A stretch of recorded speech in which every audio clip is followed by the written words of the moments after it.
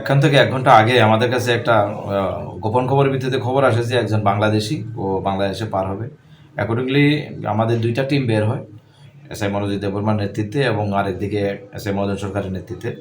তো আমরা যথারীতি একটা লোককে যখন সন্দেহজনক ঘোরাঘুরি যখন করছিল পুরান বাজার সাইড এরিয়াতে, সঙ্গে, সঙ্গে তাকে আমরা ডিটেইন করার পরে যখন জিজ্ঞেস করি সে বলছে যে আমি বাংলাদেশি। তার নাম হচ্ছে মোহাম্মদ ফিরোজ কবির, বাবার নাম মোহাম্মদ ইমরান আলী, টিকরামপুর রাজশাহী বিভাগের, আর জেলা হচ্ছে চাঁপাইনবাবগঞ্জ, বাংলাদেশ।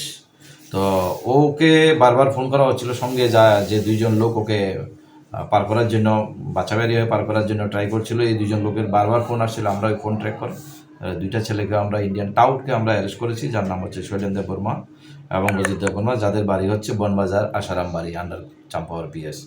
আমরা একটা ইমাইগ্রেশনের ফরেনার্স অ্যাক্ট 2025 এই অ্যাক্টের আওতায় আমরা একটা এফআইআর নেব এবং ইনভেস্টিগেশন স্টার্ট করব।